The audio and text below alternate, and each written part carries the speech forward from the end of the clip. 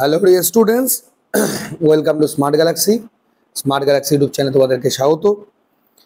Students, একটু শারীরিক অসুস্থতা ছিল, গলা এখনও বসে আছে, সেই কারণে জাস্ট একদিন আমাদের ক্লাসটা করানো পসিবল হয়ে ওঠেনি। তো মোটামুটিভাবে একটু সুস্থ আছি, তো জানি না অঙ্কের ক্লাসটা করতে পারবো না, তবুও চেষ্টা করবো আমি একটার সময় অঙ্কের যে ক্লাসটা আছে সেটা করিয়ে দেওয়ার। যদি না হয় তাহলে এই সপ্তাহের পর থেকে অর্থাৎ নেক্সট উইক থেকে আমি অবশ্যই প্রত্যেকদিন ক্লাসগুলো করিয়ে দেবো। আজকে যে ক্লাসটা আমি করাচ্ছি সেটা হচ্ছে তোমাদের যে জিকের ক্লাসটা আমাদের চলছিল, অর্থাৎ জৈন ধর্ম এবং বৌদ্ধ ধর্মের যে আমাদের ক্লাসগুলো চলছিল তার যে আমরা 50খানা মক টেস্ট করে নিয়েছি তার আজকের লাস্ট পার্ট নিয়ে। স্টুডেন্টস, তোমরা প্রত্যেকেই জানো সোম থেকে শুক্র আমাদের প্রত্যেক দিন সকাল 9টায় জিকের ক্লাস, দুপুর 1টার সময় অঙ্কের ক্লাস এবং সন্ধ্যে 6টায় তোমাদের ইংলিশের ক্লাস হয়। যে ক্লাসটা তোমাদের আগামী পুলিশ পরীক্ষার জন্য বা অন্যান্য এক্সামের জন্য কিন্তু ভীষণই গুরুত্বপূর্ণ। তো অবশ্যই স্টুডেন্টস কিন্তু সেই ক্লাসগুলো রেগুলার ফলো করবে। আগের ক্লাসগুলো যারা করনি অবশ্যই তোমরা কিন্তু ডেসক্রিপশন বক্সে গিয়ে সেই লিঙ্কগুলো পেয়ে যাবে এবং এই পিডিএফগুলো বা অন্যান্য যে সকল স্টাডি মেটেরিয়ালস বা নোটস বা ইনফরমেশন আমাদের ফেসবুক পেজ, পিডিএফ আমাদের টেলিগ্রামে, কোশ্চিন এবং ভিডিও লিঙ্ক টেলিগ্রামে, এবং যাবতীয় যা ইনফরমেশন আমাদের বিভিন্ন গ্রুপস বা আমাদের টেলিগ্রাম যে চ্যানেলগুলো রয়েছে সেখানে যুক্ত থেকে তোমরা নিতে পারো, যার লিঙ্ক আমাদের ডেসক্রিপশন বক্সে দেওয়াই আছে। এখন আমরা শুরু করব যে আমাদের স্মার্ট গ্যালাক্সি কোচিং সেন্টার সম্পর্কে একটা ছোট্ট information. Smart Galaxy coaching centre যেটা দীর্ঘ 8 বছর ধরে পরিষেবা দিয়ে যাচ্ছে এবং হাজার হাজার ছাত্রদেরকে তাদের লক্ষ্যমাত্রায় পৌঁছে দেওয়ার জন্য, যার হেড অফিস রয়েছে আমাদের বালুঘাটে, গঙ্গারামপুর, তপন, বুনিয়াদপুর, দক্ষিণ দিনাজপুর, এবাদও কালিয়াগঞ্জ, উত্তর দিনাজপুর এবং মালদা জেলায় SSC, GD, ANM, GNM, WP, KP, food SI এবং পিএসসি ক্লার্কশিপের আমাদের কিন্তু প্রিপারেশন চলছে। স্টুডেন্টস, অবশ্যই তোমরা আমাদের এই যে নাম্বারগুলো দেওয়া রয়েছে এই সকল নাম্বারে যোগাযোগ করে আমাদের সঙ্গে যোগাযোগ করতে পারো, হোয়াটসঅ্যাপ অথবা হোয়াটসঅ্যাপ অথবা ডাইরেক্ট কলিংয়ের মধ্যে দিয়ে।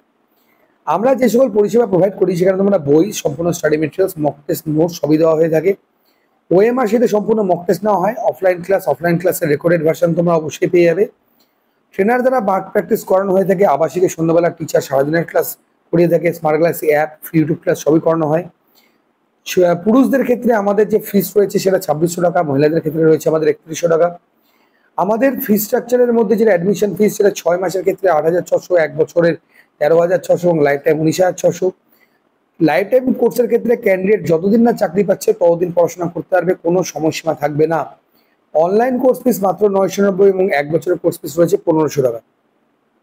তোমাদের এখানে প্রত্যেক সপ্তাহে 3 দিন ক্লাস, 4.5 ঘন্টা করে ক্লাস করানো হয় এবং তারপরে মক টেস্টও নেওয়া হয়। বই, তোমাদের খাতা কলম বাদে যা লাগবে সবই তোমাদের এখান থেকে প্রোভাইড করে দেওয়া হবে। তোমরা অবশ্যই ইউপিআই নাম্বারে পেমেন্ট করে এখানে পেমেন্ট স্ক্রিনশটের মধ্যে দিয়ে তোমরা অবশ্যই কিন্তু গ্রুপ জয়েন করতে পারবে। আমাদের সম্পূর্ণ fully air condition classroom, free wifi zone সবই রয়েছে। এবার আমাদের যে পার্টটা আমরা আলোচনা করব, যেখানে আমরা আলোচনা করছিলাম গৌতম বুদ্ধ সম্পর্কে, তার যে পার্ট 2, সেই পার্ট 2 নিয়ে কিন্তু আজকে আমরা আলোচনা করব। তো আমাদের প্রথম প্রশ্নটা কি রয়েছে দেখে নাও।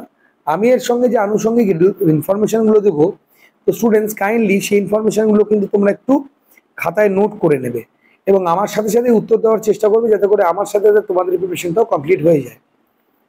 প্রথম যে প্রশ্নটা রয়েছে সেটা হলো, নিম্নলিখিত কোনটি বৌদ্ধ ধর্মের সঙ্গে সম্পর্কিত? চতুর্জাম, মহাপঞ্চব্রত, পঞ্চশীল না সবকটি?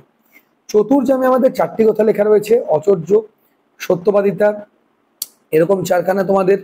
এবং মহাপঞ্চব্রত যেটা রয়েছে, যে 4খানা আমাদের বৌদ্ধ জৈন ধর্মের ক্ষেত্রে, আই রিপিট, জৈন ধর্মের ক্ষেত্রে পার্শ্বনাথ যে 4খানা মন্তব্য করেছিলেন, তারপরে যে মহাবীর আরেকখানা যুক্তের মধ্যে দিয়ে যে 5টি মানে ধ্রুব সত্য কথা যিনি বলেছেন সেটা আমাদের উল্লেখ রয়েছে। না পঞ্চশীল, তো রাইট অ্যান্সার হবে পঞ্চশীল। না চতুর্জাম এবং মহাপঞ্চব্রত দুটোই কিন্তু আমাদের জৈন ধর্মের সঙ্গে জড়িত। তো ছোট্ট করে আমরা ইনফরমেশনটা লিখে নাও। চতুর্জামের ক্ষেত্রে যদি আমি বলি, চতুর্জামের ক্ষেত্রে আমাদের যে 4টা আমাদের মন্তব্য রয়েছে, সেই 4টা মন্তব্য কি ছিল আমাদের? প্রথম ছিল হচ্ছে অহিংসা, এবার লিখেই দিই, হ্যাঁ, নাহলে তোমাদের মনে থাকবে না। অহিংসা। দ্বিতীয় রয়েছে তোমাদের সত্যবাদিতা। তৃতীয় রয়েছে তোমাদের অচর্য, যেটা আমি কেবলই বললাম, এবং লাস্ট রয়েছে তোমাদের অপরিগ্রহ। এই 4টা মন্তব্যের কথা বলা রয়েছে। এ বাদেও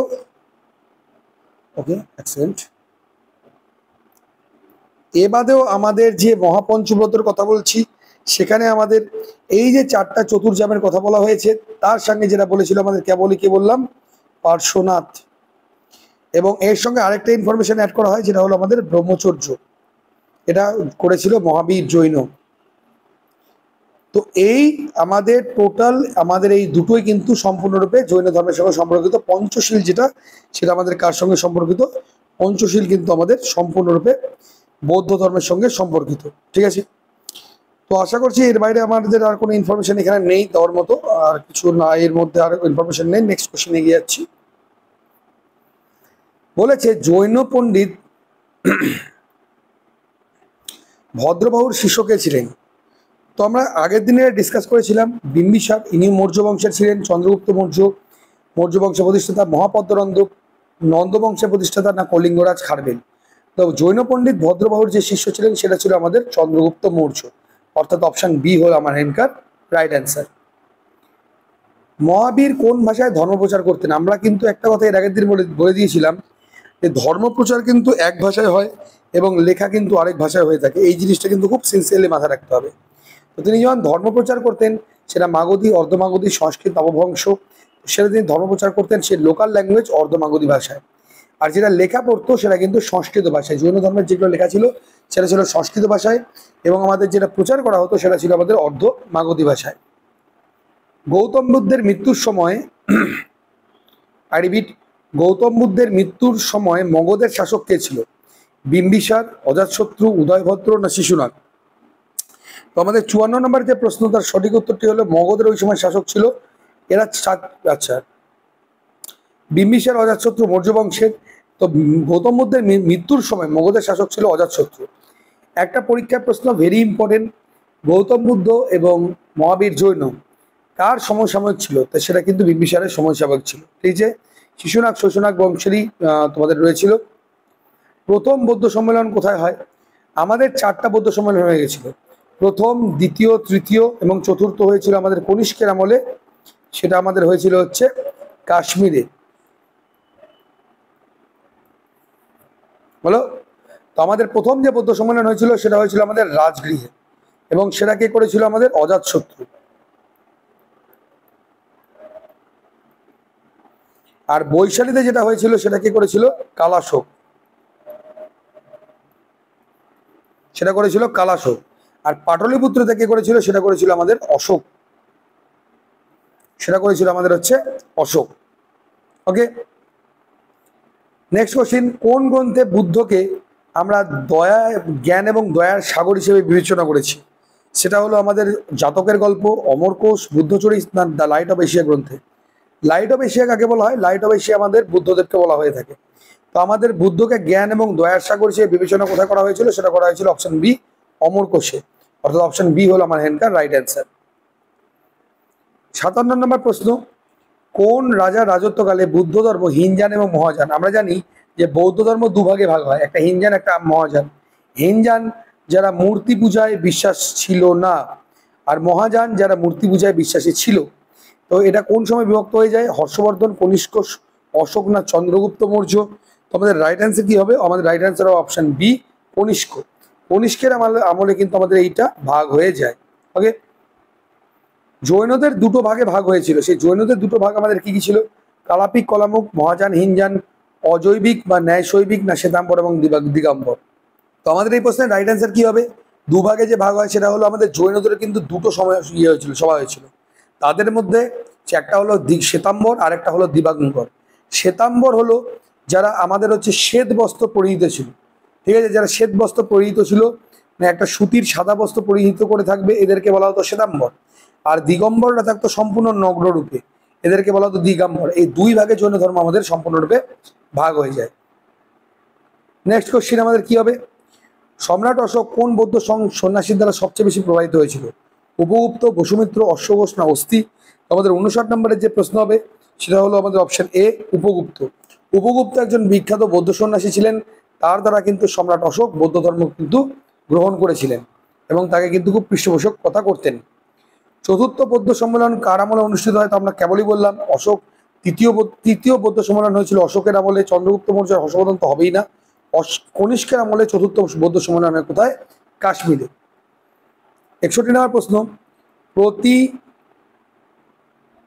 5 বছর অন্তরকে প্রয়াগে ধর্ম সম্মেলন আয়োজন করা হয়, সেটা কোথায়? অশোক, কনিষ্ক, হর্ষবর্ধন না চন্দ্রগুপ্ত, বিক্রমাদিত্য? তো রাইট অ্যান্সার আমার কি হবে? Option C, Harshvardhan.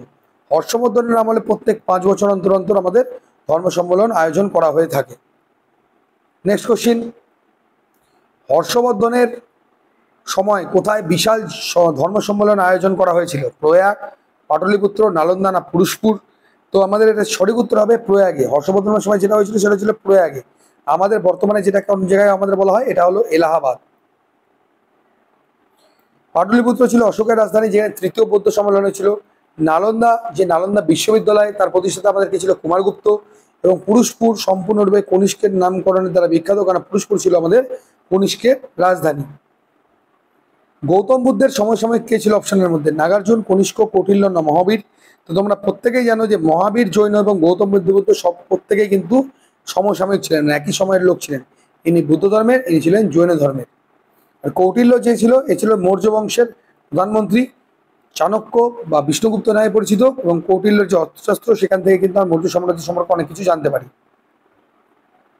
কৈবল্য কথাটি কোন ধর্মের সঙ্গে যুক্ত? জৈন, বৌদ্ধ, হিন্দু না শিখ? তো তোমাদের 64 নম্বর প্রশ্নের যে সঠিক উত্তর হবে সেটা হলো জৈন ধর্ম। কৈবল্য কথাটি কোন ধর্মের সঙ্গে যুক্ত? আমাদের জৈন ধর্মের সঙ্গে সম্পর্কিত। বুদ্ধ শব্দের অর্থ কি?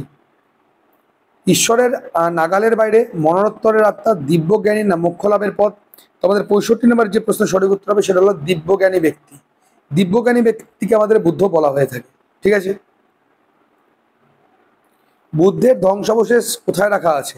বুদ্ধের ধ্বংসাবশেষকে স্তূপ বলা হয়ে থাকে। ঠিক আছে, কিন্তু বুদ্ধের ধ্বংসাবশেষটা কোথায় রাখা আছে যদি বলা হয়, আচ্ছা এটা তোমাদের একটু ভুল আছে, এটা স্তূপ, এটা অপশানে দেওয়া আছে, বাট স্তূপ না, এটা হবে আমাদের বিহার।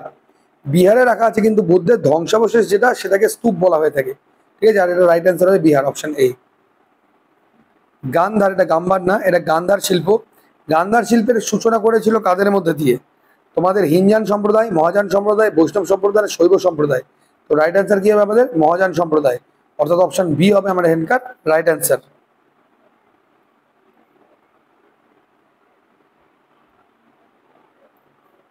পরবর্তী প্রশ্ন, নিম্নলিখিত উপাদানগুলির সঠিক সমন্বয় নির্ধারণ করবে।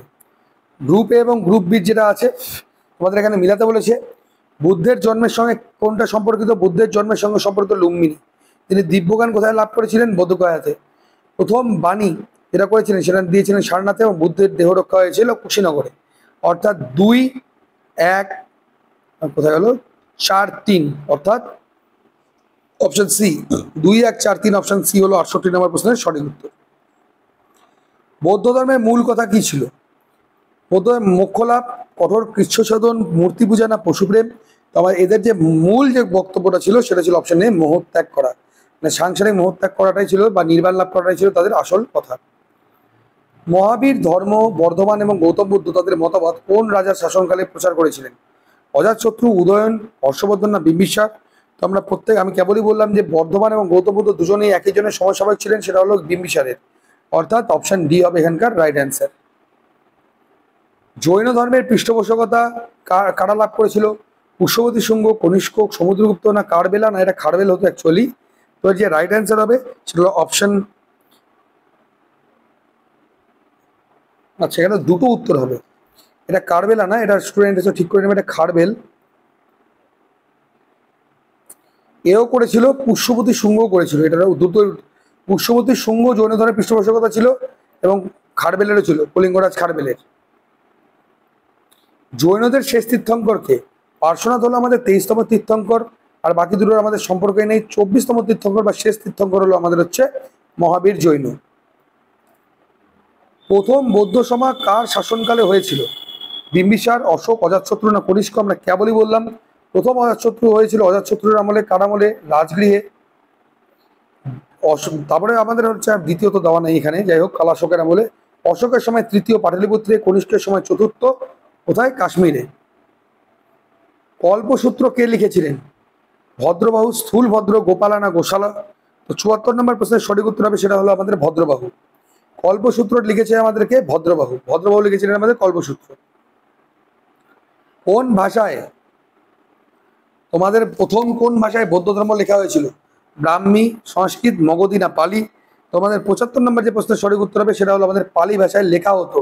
যদি প্রচার করার কথা বলা হয়, প্রচার কিন্তু পালি ভাষায় হতো না, প্রচার হতো আমাদের প্রাকৃত ভাষায়, যেটা ছিল তাদের লোকাল ল্যাঙ্গুয়েজ। ভারতবর্ষ ভারতবর্ষের বাইরে প্রথম কোন দেশে বৌদ্ধ ধর্মের প্রচার হয়? শ্রীলঙ্কা, কম্বোডিয়া, থাইল্যান্ড না আমাদের চীন? তো আমাদের 76 নম্বর যে প্রশ্ন, 76 নম্বর প্রশ্নের সঠিক উত্তর হবে শ্রীলঙ্কা। শ্রীলঙ্কাতে আমাদের দেশের বাইরে প্রথম ধর্মপ্রচার করা হয়েছিল, সিংহলে। গৌতম বুদ্ধ কোথায় মহাপরিনির্বাণ লাভ করে? অর্থাৎ কোথায় তিনি মারা গেছিলেন এক কথায়? কুশীনগর। আচ্ছা, কুশীনগরটা হচ্ছে আমাদের, হ্যাঁ, মগধের কুশীনগর। মগধের কুশীনগরে তিনি মহানির্বাণ লাভ করেছিলেন, অর্থাৎ তিনি মারা গেছিলেন। সেটা হলো 483 বিসিতে। নেক্সট কোশ্চেন, কোন গাছের তলায় বুদ্ধদেব মোক্ষ লাভ করেছিলেন? পিপুল, বট, নিম না কোনোটিই নয়? তো রাইট অ্যান্সার আমার কি হবে? অপশন এ, পিপুল গাছের তলায়। ওকে। বুদ্ধদেব কোথায় শেষ নিঃশ্বাস ত্যাগ করেছিলেন? বুদ্ধগয়া, সারনাথ, লুম্বিনী না কুশীনগর? রাইট অ্যান্সার কি হবে? আমার অপশন ডি, কুশীনগর। লুম্বিনীতে তিনি জন্মগ্রহণ করেছিলেন, সারনাথে তিনি প্রথম ধর্মপ্রচার করেছিলেন, বুধগয়ায় তিনি হচ্ছে নিজের যে ধ্যান বা সাধনা সেটা তিনি কমপ্লিট করেছিলেন। জৈনদের তীর্থঙ্কর কতজন ছিল? তোমরা জানো যে 24তম তীর্থঙ্করই শেষ তীর্থঙ্কর, যেটা ছিল মহাবীর। 23তম তীর্থঙ্কর হলো আমাদেরকে পার্শ্বনাথ। মহাবীরের কত বছর বয়সে তিনি মারা যান? তিনি মারা গেছিলেন কোথায়? তিনি মারা গেছিলেন পাবাপুরীতে। পাবাপুরী নাম, পাবাপুরীতে তিনি মারা গেছিলেন। 12, 43, 72 না 52? তো তোমার 81 নম্বর প্রশ্নের সঠিক উত্তর সেটা হলো 43 বছর বয়সে তিনি মারা গেছিলেন। দ্য লাইট অফ এশিয়া গ্রন্থটা মূলত কার লেখা? সেটা আমাদের আলেকজান্ডার, চন্দ্রগুপ্ত মৌর্য, মহাবীর না বুদ্ধ? তো রাইট অ্যান্সার কি হবে? Option D, Buddha. বুদ্ধ হচ্ছে আমাদের দ্য লাইট অফ এশিয়া গ্রন্থটি মূলত লিখেছিলেন। শেষ জৈন বা তীর্থঙ্কর কে ছিল? সেটা ছিল আমাদের মহাবীর, জৈন ধর্মের শেষ দিয়ে। আর ঋষভনাথ ছিল প্রথম ছিল আমাদেরকে ঋষভনাথ। কোন রাজার রাজত্বকালে বুদ্ধ এবং মহাবীর দেহত্যাগ করেছিলেন? অজাতশত্রু, উদয়ন, বিভীষণ না কেউই না? তো তোমার 84 নম্বর প্রশ্নের সঠিক উত্তর হবে সেটা হলো অজাতশত্রু। বিম্বিসারের সময় দুজনেই ছিলেন, কিন্তু মারা গেছিলেন অজাতশত্রুর সময়। বুদ্ধ কথার অর্থ কি? একটি জ্ঞানদীপ, একজন ধর্মপ্রচারক, একজন ক্ষমতাশালী ব্যক্তি না একটি প্রতিভাশালী ব্যক্তি? তো 85 নম্বর প্রশ্নের সঠিক উত্তর হবে একজন জ্ঞানদীপ। জ্ঞানদীপ হলো আমার এখানকার রাইট অ্যান্সার। ভারতের কোন রাজ্যে নালন্দা বিশ্ববিদ্যালয় অবস্থিত? বিহার। তোমরা প্রত্যেকেই জানো বিহারে, এটা একদম ইজি কোশ্চেন। প্রশ্ন এটা আসে না, প্রশ্ন এটা আসে কে করেছিল। তো আমাদের নালন্দা বিশ্ববিদ্যালয় কে করেছিল? কুমারগুপ্ত, গুপ্ত বংশের রাজা কুমারগুপ্ত। প্রথম দিকে জৈনদের ধর্মসাহিত্য কোন ভাষায় লেখা হয়েছিল? আর্ধমাগধী, সংস্কৃত, পালি না কোনোটি নয়? তো আমি আশা করি একটু আগে তোমাদের বললাম যে প্রথমের দিকে যেটা লেখা হতো সেটা আর্ধমাগধী ভাষায়, পরের দিকে যেটা লেখা হতো সেটা হতো আমাদের সংস্কৃত ভাষায়। সিংহলি মতানুসারে বুদ্ধের মহাপরিনির্বাণ কবে ঘটে? 483, 486, 443 না 543 না 546? তো 88 নম্বর প্রশ্নের সঠিক উত্তর হবে আচ্ছা, সিংহলি মতানুসারে, হ্যাঁ, 486। কিন্তু যদি আমি এটাকে মন্মান্তরে বলি তাহলে উত্তর কিন্তু হবে 483। 483 এইটাকে কিন্তু মেনলি ধরা হয়। ঠান্ডা মাথায় দেখবে এটা লেখা আছে সিংহলি মতানুসারে, 3 বছর পিছিয়ে থাকে, সেই কারণে 486 এখানে উত্তর হবে। আর অ্যাকচুয়াল উত্তর পরীক্ষা আসলে দেবে 483। গৌতম বুদ্ধের সমসাময়িক কে ছিলেন? কনফুসিয়াস, মোসেস, ধর্মবক্তা মোহাম্মদ না হামুরাবি? এদের মধ্যে যে রাইট অ্যান্সার হবে সেটা হলো কনফুসিয়াস। অপশন এ হলো এখানকার রাইট অ্যান্সার। গৌতম বুদ্ধের ঈশ্বররূপে পূজিত হতে শুরু হন কার সময় থেকে? অশোক, কনিষ্ক, চন্দ্রগুপ্ত, বিক্রমাদিত্য না হর্ষবর্ধন? তো যে রাইট অ্যান্সার হবে অপশন বি, কনিষ্কের আমলে। কনিষ্কের আমল থেকে তিনি পূজিত হন, কেন কনিষ্ক তাকে দেবতার স্থানেই কিন্তু স্থান দিয়েছিলেন। কোথায় হিউয়েন সাং বিদ্যা চর্চা করেছিলেন? তক্ষশিলা, বিক্রমশিলা, মগধ না নালন্দা? খুবই ইম্পর্টেন্ট কোশ্চিন। সঠিক উত্তর হবে আমাদের নালন্দা বিশ্ববিদ্যালয়। নালন্দা বিশ্ববিদ্যালয়ে হিউয়েন সাং পঠন পাঠন করেছিলেন এবং তিনি একটি গ্রন্থ লিখেছিলেন, সেটা ছিল সি ইউ কি। আর তিনি ছিলেন হর্ষবর্ধনের সমসাময়িক। হর্ষবর্ধনের সমসাময়িক ছিল আমাদের হিউয়েন সাং। লুম্বিনী গৌতম বুদ্ধের জন্মস্থান, এটি কার শিলালেখ থেকে জানা যায়? আমরা আগের দিনে আমরা পড়লাম অশোকের শিলালেখ থেকে, যেটা পাঠোদ্ধার করেছিল 1837 সালে কে? James Prinsep.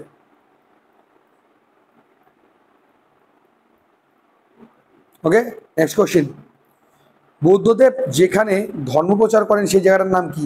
মগধ, সারনাথ, সাঁচি না লুম্বিনী? তো লুম্বিনীতে জন্ম নিয়েছিলেন, তো আমাদের রাইট অ্যান্সার হবে সারনাথ, অপশন বি হবে এখানকার রাইট অ্যান্সার।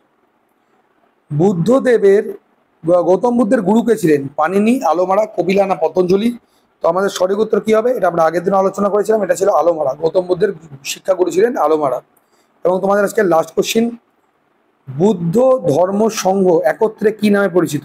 ত্রিরত্ন, ত্রিভার্গ, ত্রিস্বর্গ না ত্রিমূর্তি? তো রাইট অ্যান্সার হবে হচ্ছে আমাদের ত্রিরত্ন, অপশন এ হলো এখানকার রাইট অ্যান্সার, অপশন এ হলো এখানকার সঠিক উত্তর। ঠিক আছে, তো স্টুডেন্টস তোমাদের যা যাবতীয় প্রশ্ন উত্তর সম্পূর্ণটা এখান থেকেই কভার করা থাকলো। তোমাদের এর বাইরে একটা সিঙ্গেল প্রশ্ন পড়বে না, এটা তোমাদেরকে কথা দিচ্ছি। আমরা সামনের দিন যে চ্যাপ্টার নিয়ে আলোচনা করব সেখানে আমাদের আধিপত্য লাভের উত্থান অর্থাৎ থানেশ্বর, হিউয়েন সাং, চালুক্য বংশ, পল্লব বংশ, তাঞ্জোর বংশ, তা নিয়ে আলোচনা করব। ক্লাসগুলো কেমন লাগছে সবার আগে স্টুডেন্ট সেটা জানাতে হবে। শারীরিক অসুস্থতার কারণে একটু ডিস্টারবেন্স হলো এই সপ্তাহটা, ওটা এক সপ্তাহের জন্য কোনো আসা যাবে না।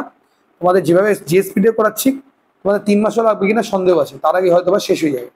তোমরা ঠিকঠাক প্রিপারেশনটা স্টুডেন্টস কন্টিনিউ করো, তাহলে আশা করি তোমাদের আর কোনো কারোরই 70 নিচে স্কোর থাকবে না। আর যেভাবে কমপ্লিট করাচ্ছি কারো স্কোর 30-তে যদি পরীক্ষা 30-র মধ্যে 25-এর নিচে থাকবে না, এটুকু গ্যারেন্টি দিচ্ছি। কারেন্ট অ্যাফেয়ার্সও ক্লাস করাবো, ওটা নিয়ে তোমরা নিশ্চিত থাকো। ক্লাসগুলো স্টুডেন্টস কাইন্ডলি শেয়ার করো, যে সকল ফেসবুক বা ইউটিউব বা তোমরা ইউটিউব বলছি কেন, তোমাদের হোয়াটসঅ্যাপ বা যে সকল গ্রুপেতে আমরা আছো কাইন্ডলি শেয়ার করো, এতে করে প্রত্যেকে আমাদের সঙ্গে যুক্ত হতে পারে এবং আমরা সঠিকভাবে আরও পরিষেবা দিতে পারি। ডিয়ার স্টুডেন্টস, আজকের মতো ক্লাসটা এতটাই। পরবর্তী ক্লাস নিয়ে খুব শীঘ্রই তোমার সাথে দেখা হচ্ছে। নমস্কার।